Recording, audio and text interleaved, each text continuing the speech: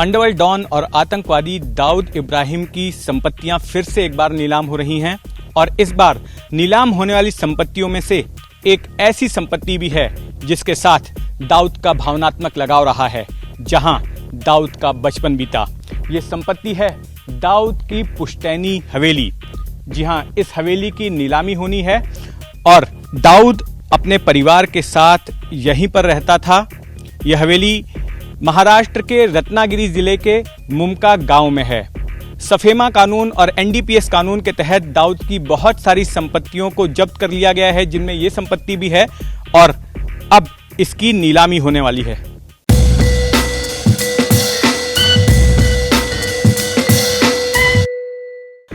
आज ये घर एक खंडहर में तब्दील हो चुका है, लेकिन किसी वक्त में इस हवेली में दाऊद अपने पूरे परिवार के साथ रहता था, अपने माता पिता भाई बहनों के साथ। दादा परदादा भी उसके यहीं पर रहते थे। दाऊद इब्राहिम के पिता इब्राहिम अली कास्कर की जब मुंबई पुलिस में नौकरी लग गई तो उसके बाद में वो अपने परिवार के साथ मुंबई शिफ्ट हो गए। मुंबई के पाकमुड़िया स्ट्रीट में वो बस गए, वहां पर वो अपने परिवार के साथ रहने लगे और उसके बाद से यहाँ पर उनका आना जाना कम हो गया। गांव के लोग बताते हैं कि 80 की दशक के शुरुआत में दाऊद यहाँ पर अक्सर आया जाया करता था और उसके बाद उसकी 4 बहनों में से एक बहन यहाँ पर रहा करती थी, लेकिन यहाँ से पास ही में एक खाड़ी है जिसमें कि उसकी बहन और उसकी भतीजी की डूबने से मौत हो गई और उसके बाद से ये पूरा घर, ये हवेली वीरान पड़ी हुई है। यह हवेली ग्राउंड प्लस 2 मंजिलों की है और हर मंजिल पर एक ये बड़ा हॉल नजर आता है। इसके अलावा हर मंजिल पर कई सारे कमरे भी मौजूद हैं। अब यह हवेली केंद्र सरकार के अधीन है। केंद्र सरकार ने इस हवेली को जब्त कर लिया है।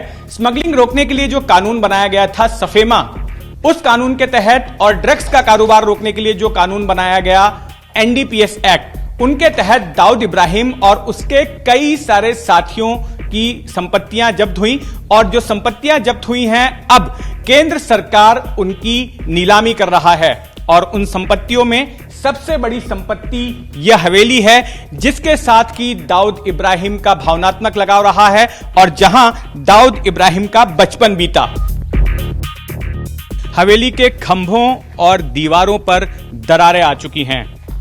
जगह जगह पर हवेली में बेलें आ गई हैं, पौधे उगाए हैं और इस हवेली की तमाम दीवारों को गांव के बच्चों ने ग्रेफिटी से भर दिया है।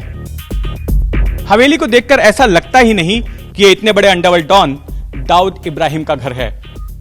अब इस नीलामी के जरिए ऐसा नहीं है कि दाऊद इब्राहिम को आर्थिक तौर पर ठेस पहुंचाने की कोशिश की जा रही है, उसका आर्थिक नुकसान करने की कोशिश की जा रही है। इसके पीछे माना यह जा रहा है कि यह एक प्रतीकात्मक कार्रवाई होगी और इसके जरिए संदेश यह दिया जाएगा कि दाऊद अब भी भारत का मोस्ट वांटेड अपराधी बना हुआ है और भारत उसको उसके कुकर्मों की सजा देने के लिए बेताब है। और यहां पर हम देख रहे हैं कि फाइनेंस मिनिस्ट्री के अधिकारी भी यहां पर आए हुए हैं। इस संपत्ति की नीलामी होनी है। यशवंत मोनकर जी हमारे साथ में। यशवंत जी, ये बताइए कि यहां पर आज किस तरह की प्रक्रिया होगी? आज खाली प्रॉपर्टी का इंस्पेक्शन होगा और बाद में 10 तारीख को ऑक्शन होने वाला है। बाकी की जानकारी आपको ऑफिस में से मिल जाएगा हमारी। अब तक कितने लोगों ने इंटरेस्ट दिखाया है इसमें? तक आए हुए 6 लोग आ गए। उसने लिखा हुआ है यहाँ पर अपना नेम एड्रेस वगैरह। बस इतनी जानकारी मैं दे सकता हूँ सर। तो अब तक 6 लोगों ने दाऊद की प्रॉपर्टीज में इंटरेस्ट दिखाया है। सिर्फ यही प्रॉपर्टी नहीं नीलाम हो रही है। दाऊद और इकबाल मिर्ची की सफेमा कानून और एनडीपीएस कानून के तहत करीब 17 प्रॉपर्टीज ऐसी हैं जिनकी नीलामी होनी है और उनमें लोग इंटरेस्ट दिखा रहे हैं उस पर बोली लगाने के लिए। हमारे साथ में मौजूद हैं अकबर दाऊद दुदुके। ये इस गांव के रहने वाले हैं, इस गांव के पूर्व सरपंच हैं और हम इनसे जानते हैं कि आखिर इस दाऊद की हवेली का इतिहास क्या है। अकबर जी, आपसे समझना चाहेंगे कि इस हवेली का इतिहास क्या है, कब तक दाऊद और उसका परिवार यहाँ पर रहता था और कब से ये हवेली वीरान पड़ी है? तकरीबन 1980 में बनी है, मेरे ख्याल से 79-80 में ये इमारत बनी थी और इसका इतिहास ऐसा, ये बनते वक्त ही ये सामने मेरे जगबुड़ी खाड़ी है यहाँ पे, उसमें उनके बहन का और उनकी भतीजी का डूब के इंतकाल हुआ और उसके बाद में मरहूम साबिर भाई का इंतकाल हुआ मुंबई में।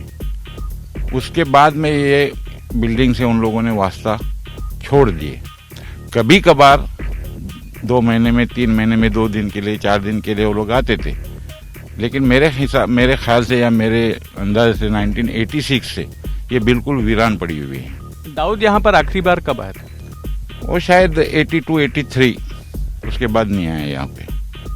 और क्या दाऊद के जो पूर्वज थे, उनके दादा और बाकी के लोग भी यहीं पे रहते थे? हाँ बिल्कुल, वो इस गांव के रहवासी थे। ये केंद्र सरकार ने कब से इस प्रॉपर्टी को अपने कब्जे में? सेट मुझे अभी वो मैं बता नहीं सकता, क्योंकि वो आपको अगर चाहिए परफेक्ट तो वो तलाटी ऑफिस से आपको मिलेगा कि कभी सील किया हुआ है। एग्जैक्ट मैं ही नहीं बता सकता। तो दाऊद जब यहाँ पर आते थे तो क्या गांव के लोगों से उनका मिलना जुलना होता था? गांव के लोगों से किस तरह का इंटरेक्शन होता था दाऊद का? नहीं, वो इतने रिस्पेक्टेबल पर्सन थे कि जब वो गांव में निकलते थे तो उनकी नज़र जो हमेशा रहती थी वो नीचे झुकी हुई रहती थी। वो गांव में सादा एक सिगरेट भी वो पीते नहीं थे, इतने बड़ों की वो रिस्पेक्ट करते थे। वो ये घर से निकल के अपने दादा के घर में जाते थे और फिर यहाँ आके रहते थे।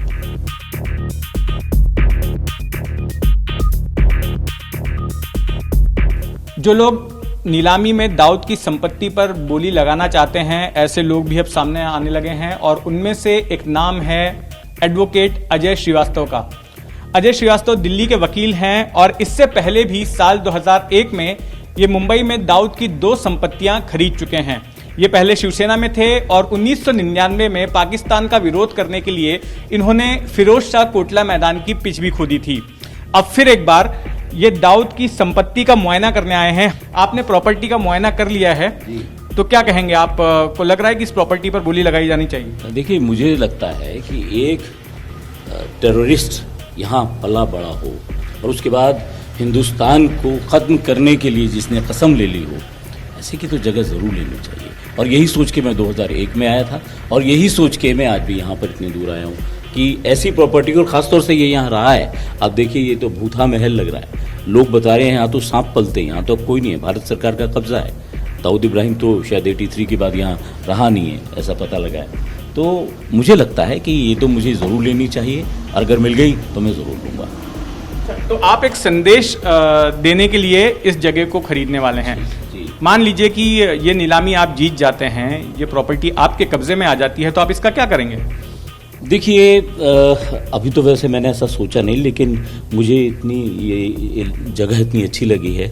मुझे लगता है यहाँ पर सनातनी जो है ना शिक्षा के लिए इस जगह को तोड़ करके बनाया जाए, और जिस तरीके से मदरसे बनते हैं और वहाँ पर वो लोग अपनी तालीम देते हैं, इस तरह से मुझे लगता है कि यहाँ पर एक अच्छा सा खूबसूरत सा स्ट्रक्चर बना के और सनातनी एजुकेशन के लिए, शिक्षा के लिए, बच्चों के लिए इसे खोला जाए सरकार से परमिशन लेने के बाद, या NGO बनाने के साथ भी हो सकता है काम। तो धन्यवाद अजय जी। तो आपने सुना एडवोकेट अजय श्रीवास्तव को, जो कि रत्नागिरी के इस मुमके गांव में पहुंचे हैं, यहां पर इस संपत्ति पर बोली लगाने के लिए, इसका मुआयना करने के लिए। ABP न्यूज़ आपको रखे आगे।